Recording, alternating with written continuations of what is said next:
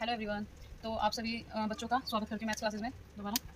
जैसे last class में हमने पढ़ा था परसेंटेज मतलब फ्रैक्शन को परसेंटेज में कन्वर्ट करना। तो एक बार मैं दोबारा से दो चार चीज़ आपको दोबारा बता देती हूँ, उसके बाद मैं आगे आपको पढ़ाती हूँ। जैसे कि मैंने कल आपको फ्रैक्शन को परसेंटेज में कन्वर्ट करना सिखाया था कि 1/2 को परसेंटेज में कन्वर्ट करके क्या आता है। तो किसी भी चीज़ को परसेंटेज में कन्वर्ट करने के लिए मल्टीप्लाई करनी पड़ती है 100 से। तो इसको एज इट इज़ लिखेंगे और मल्टीप्लाई करेंगे 100। ठीक है, कोई भी मल्टीप्लाई आप करते हो तो वो ऊपर वाली मल्टीप्लाई ऊपर वाले में होती है और नीचे वाली मल्टीप्लाई नीचे वाली में होती है। इसके नीचे में कुछ नहीं है तो 1 मान लो, क्योंकि आप किसी की मल्टीप्लाई किसी भी नंबर में 1 की मल्टीप्लाई किसी भी नंबर में करोगे तो वही नंबर आता है जो करोगे। तो 100 बन जा 100 और 2 बन जा 2। 2 से 100 कट करेंगे आएगा 50%। तो 1/2 की वैल्यू हो गई हमारी 50%। ऐसे 1/3 की वैल्यू हमने निकाली थी 1/3 मल्टीप्लाई 100। तो वैल्यू आपके पास आ जाती है 100/3। इसको कट करने के बाद हमारे पास जो वैल्यू आती है 33 सही 1/3। आप कैलकुलेट करके देख सकते हैं, कल मैंने आपको सिखाया था, लास्ट वीडियो में आप देख लेना।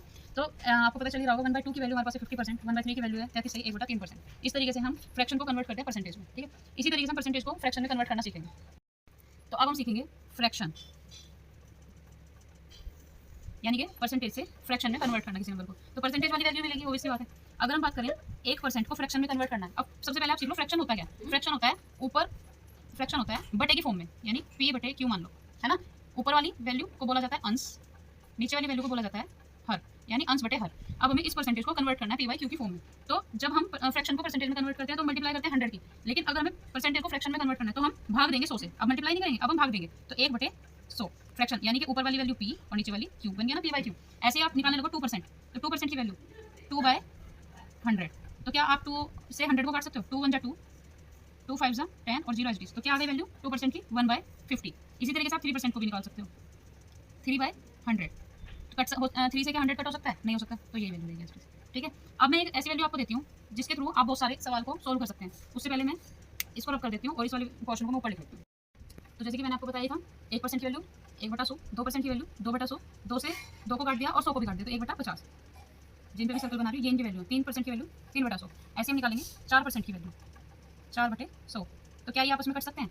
2 2 जा 4, 2 5 जा 10 और 0। क्या ये अभी भी कट सकता है? हाँ कट सकता है। 2 1 जा 2, 2 2 जा 4, 2 5 जा 10। तो 4% की वैल्यू आ गई 1/25। इसी से 4% से मैं आपको कुछ सवाल देती हूँ जिनको आपको सोल्व करना है और कमेंट बॉक्स में आंसर बताना है। पहले मैं करके दिखाऊंगी फिर आपको बताना है। ठीक है, जैसे कि हमने 4% की वैल्यू बता दी आपको कितनी है 1/25। ये कुछ वैल्यू होती है जिनको हमें डायरेक्ट याद करना होता है ना। तो 4% की वैल्यू हो गई 1/25। अब मैं आपसे पूछने लगूँ 8% की वैल्यू बताओ क्या होगी, 12% की वैल्यू बताओ क्या होगी, 16% की वैल्यू बताओ क्या होगी, 20% की वैल्यू बताओ क्या होगी। डायरेक्ट तो हम कैसे सीखेंगे?